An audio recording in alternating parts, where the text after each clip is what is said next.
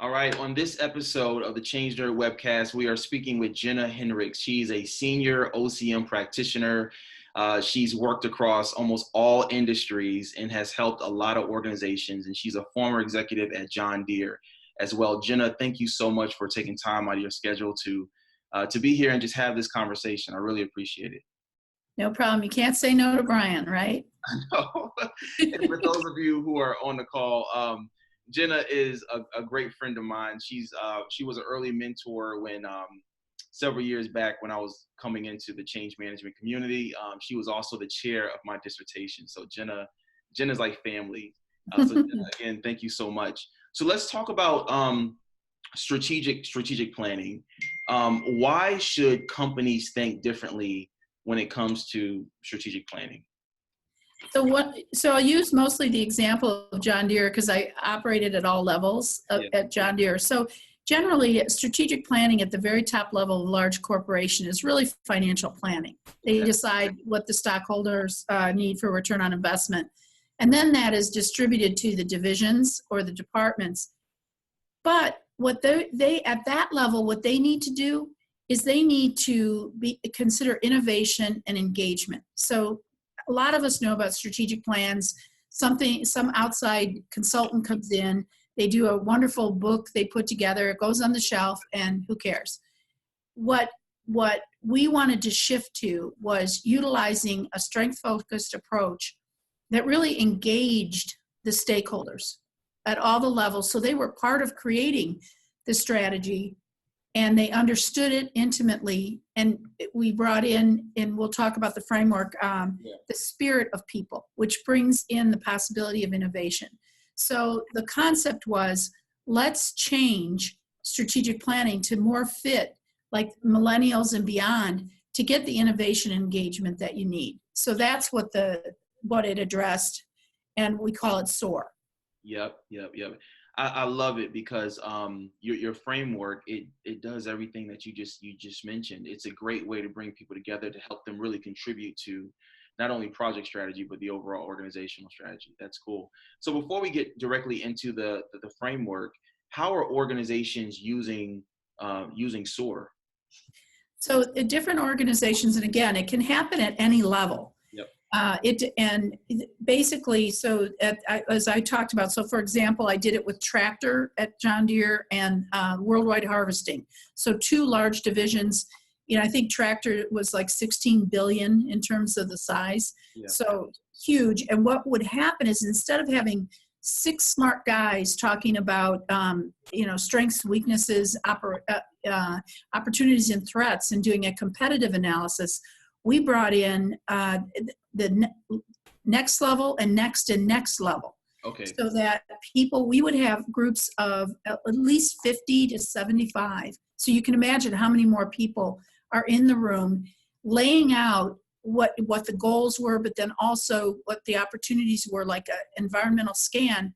Wow. And then we'd have many breakouts, one reflecting on strengths, like what have we done lately or the last year or two that really has increased our capacity? What are we most proud of? That gets the energy going in the room. Yep. And then the next thing you ask is about opportunities. Well, yes, you've got a lot of data you bring in, including the SWOT analysis if it's appropriate, but a whole lot of data about the external scan. Then the next breakout and conversation is about aspirations, and that is, given strengths and given the opportunities, what do we really want to be? What excites us? What's compelling? What brings our spirit to work? Yep. And then again, breakouts with that, and you bring those 3 together and determine, so what are the 3 to 5 things? And I always am vehement on 3 to 5 because you're still running the train. Yeah.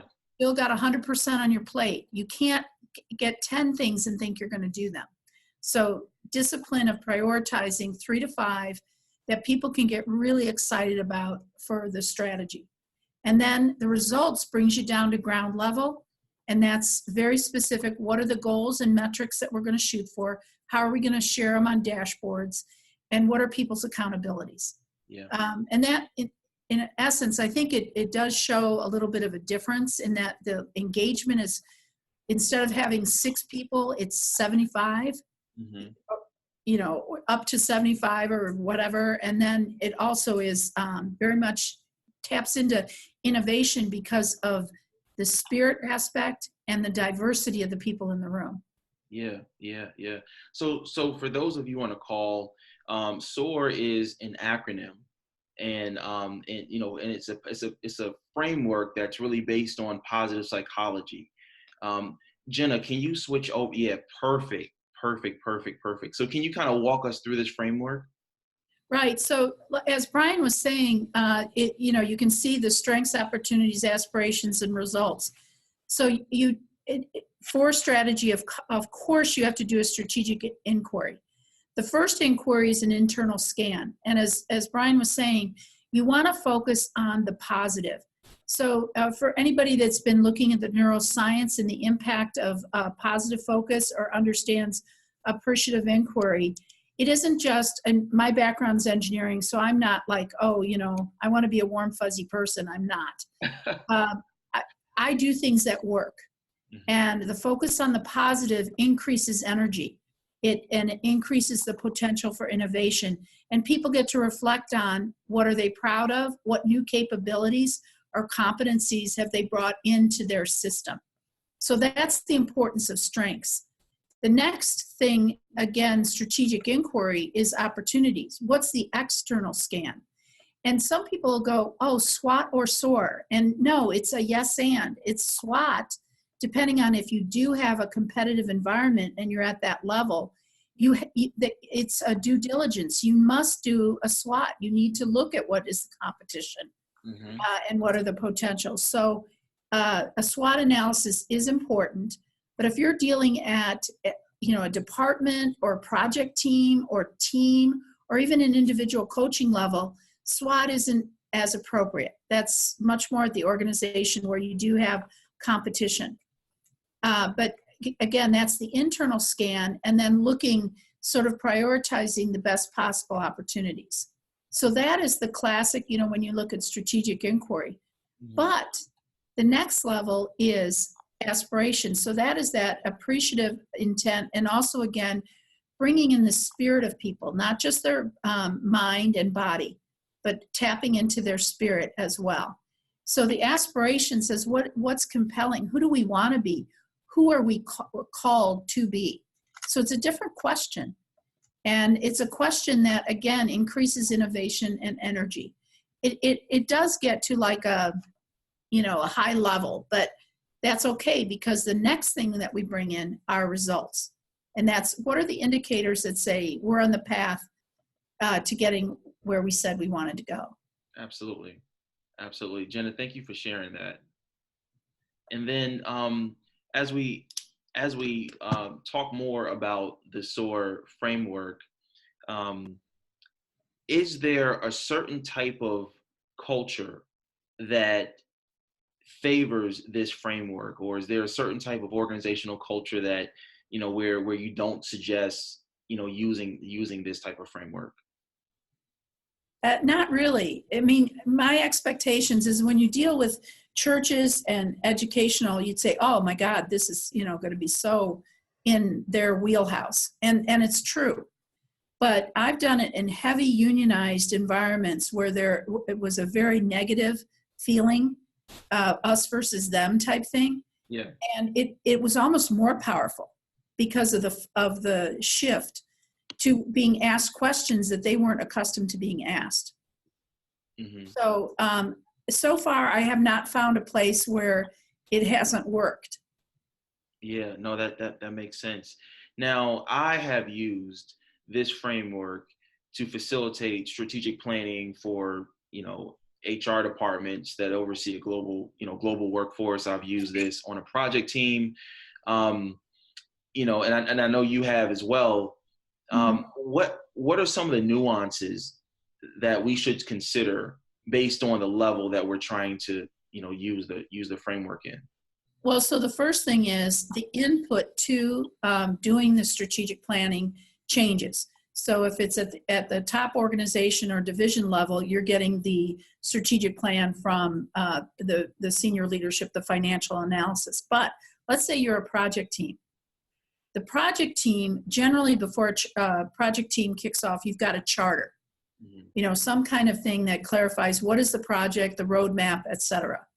So that is key input into the information. So the inputs are different depending on the level that you're at. So for, again, using the project team, you would take a look at the charter and have everybody on the team review the charter closely.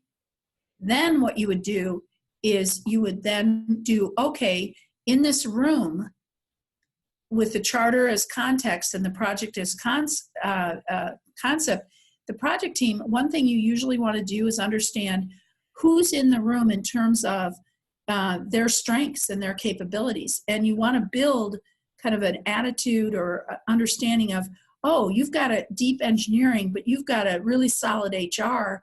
Okay, we know who's going to kick in where. You might even do MBTI type stuff and understand who's got, strengths in different things in terms of personal ways of operating. Yeah. So you understand what are the strengths in the room and you start appreciating each other. Then the opportunities truly come from the project and what can be the goals and missions of the project, but also the goals of individual development of people. So projects are wonderful leadership development tools. So that has to also be considered, the membership, what can they get out of the project. Then the aspirations is management asks for one thing in a project, but that's a conversation. A project team is, okay, we can deliver what they said, but what else could we deliver? What would really make this compelling and exciting for the organization? And then you click that up. And of course, the results, you take a look at what is given in the charter, but then you can go further to come up with metrics that might even be a little bit better. Yeah. As you were talking, I was thinking about when I use the SOAR framework to help out a CHRO, help her map out her strategic roadmap for HR. To be honest with you, Gina, I didn't call it SOAR, right? I drew out this image, this diagram on the board, and I asked the questions. I just didn't call it SOAR. Have you ever been in a similar situation? Well, one of the things is, sometimes when you put a label on something, correct, people get caught up in, oh, this looks academic, or their mind, you start to lose people versus just doing it and kind of facilitating the right conversation. And I think that's the right thing to do, is that you don't have to put a label on it. Like, I never say appreciative inquiry, because then people think that you're soft side or whatever, and they don't understand, that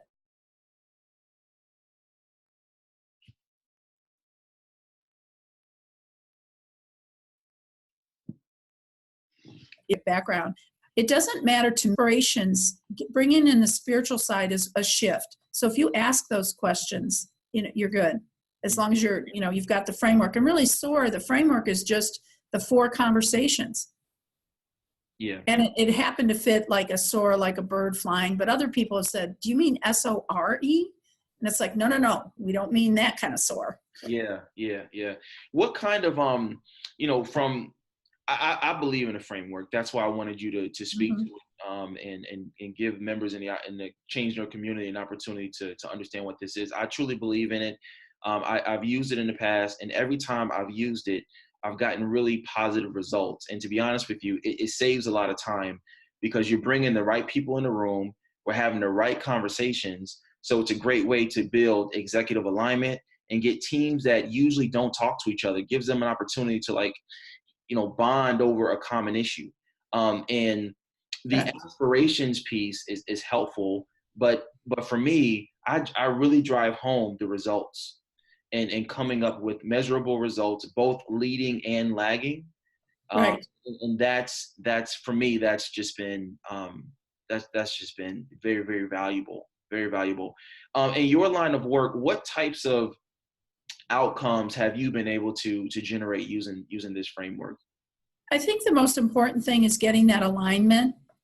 So the thing is, when so many people are engaged in creating it, it's not on the shelf, and people can then go back to their departments or to their teams, and they really understand the strategy, so they can engage people more.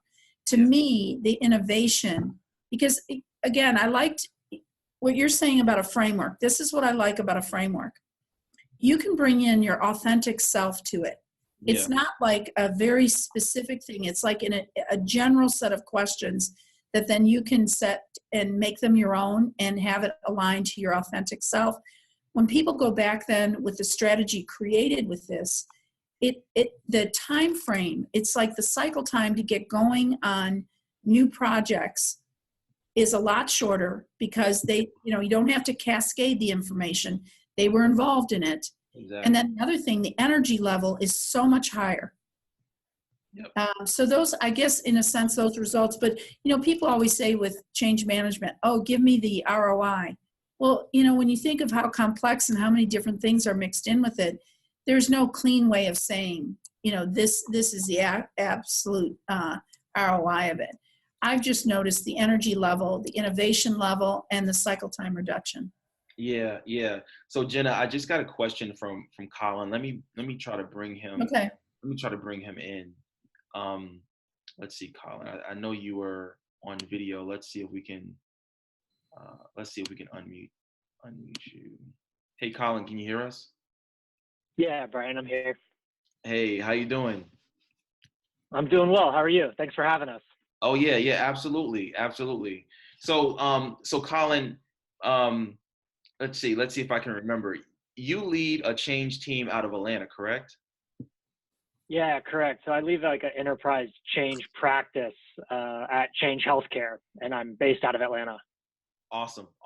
So Jenna, that's some great context. So I'll go ahead and connect the two of you. Colin, you have a question for Jenna? Yeah, absolutely. Hey, Jenna. Hi. I'm interested in kind of this future of work. I think that it's here today, but I believe as change management evolves toward more business alignment, which I can completely resonate with, the opportunities for co-creation. Yes. And the values of that. But I'm interested in learning about how SOAR might be delivered in a way that is more iterative. So I could see this being leveraged at a macro strategy level. But one of the issues that I'm trying to solve for in terms of strategy execution is then how do we break that macro strategy into micro, shorter term iterations that would allow us to redirect if needed. So to a certain extent, I talked to Brian a bit. One of the things coming up is this kind of like to match to the more agile kind of operating framework. Yeah, and to like the agile ways of working, less the agile delivery that might be alluded to from the surface levels of IT work, but more the agile ways of working of more iterative work cycles. Right. So actually, and that's such an important question right now because of the shift to that. So one of the things about any kind of strategic planning, it's almost like you get that from SOAR, you get the vision, the thing that we agree to. And I've seen a picture, and I'm not sure how this has gone out, but the way that they pictured waterfall versus agile is both of them at the ultimate end deliver this big box. Okay. But agile is putting in the little boxes all the way along. At each scrum or session that they have, a little box is created and then that fills up the big box. But you still need to know the ultimate vision of the big box and how all the little boxes fit in. So, I mean, one thing that, Agile has been tough on OCM for is like, okay, if you do this one module, do you just train to that, or do you wait till you have all of it together to train to all of those modules? Yeah. So that kind of depends on the particular project. But as long as you have, like for change management, the vision and mission that you uncover and get compelling through the SOAR conversation, then you can iterate on the communications and training. I don't know if I answered that. So Colin, ask me again. Colin, yeah, Colin, target it. are you referring to like at a project level, or are you referring to more so the organizational strategy and helping different parts of the business iterate their plans to achieve the organizational strategy? Yeah. Yeah, I think it's more aligned, Brian, to what you just mentioned there, and maybe helped clarify is that it's at these like enterprise-wide initiative levels get Yeah. broken down into segments or separate projects that then get dispersed into the organization. But So if the executives are telling this inspirational vision story about the mission and what the people they're bumping elbows to, the challenge then becomes translating that into a way that the line level is able to decipher what are their roles and responsibilities and actions. well, and I did that at John Deere, and just to plug the book a little bit, the examples in there are from that. And what it is, actually what it has is that we had a strategy, and it was shifting to a growth strategy and a globalization strategy. And then so we took that top level, and then of course we did it at the tractor division, at the combine division. We also did it with HR, so the functional levels. We hit HR, and then the legal group, the global law services. Then we went into departments, so departments within the tractor and harvesting, like engineering. Like one of the things was what was going to happen with the engineering of the high-tech sensors. And we actually used that, we iterated it down to every single one, but the alignment of the globalization and growth came through all of those. Yeah. It's Colin, just to build on Jenna's comment, I think in my experience, when you're trying to leverage this framework, it's most impactful. And Jenna, we can agree to disagree on this, but for me, when I've used SOAR specifically for this HR department strategy, SOAR was incredibly valuable at the beginning, just to get everyone aligned to the business outcomes that we want to achieve. Right. And does that make sense? Absolutely. Yep. And the philosophy that I was able to sell was, our plans are going to iterate, the work is going to look different, but we need to keep the business outcomes stable, right? And so, and that's what SOAR represented for me, and added the most value. And so, there, within this organization, we had a change in leadership. So, okay, that new change in leadership, let's go back to SOAR, let's align. Are these still the priorities that we want to focus on? Right. And so in some cases, yes, some things were tweaked, but in my experience, that's where this framework serves to be the most valuable. And that's how I've used it too, it is about visioning, and the vision is going out, 3 to 5 years, in some cases, even 10 years. So that is the star that you have, the North Star that you keep following.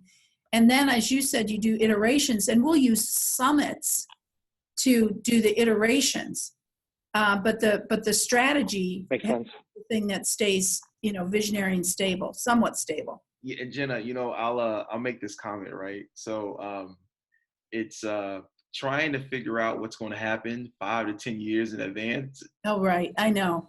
Not anymore. So whenever I facilitate strategic planning sessions, it's like no more than 24 months, right? Yeah. 18 to 24 months, because anything else beyond that is just like you're wasting your time with right.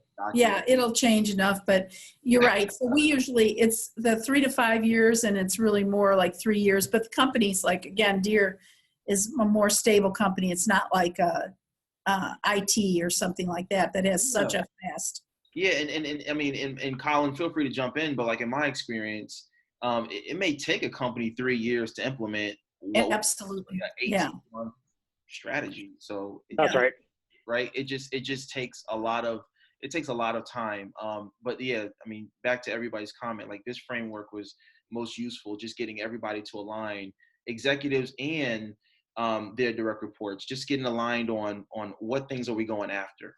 And so that's honestly, if you have that, in my experience, you can accelerate the work. Well, and I think that's an important concept, that innovation, engagement, and alignment. And you think it's like, light. You want laser light. You don't want flashlight. And Exactly. that alignment is the thing. Yep. Absolutely. Absolutely. So, Colin, did we get close to your answer a little bit? Yeah, no, and I think similar to the framework, it's the dialogue that's helpful to see where people are coming from, how they've leveraged it. Yeah.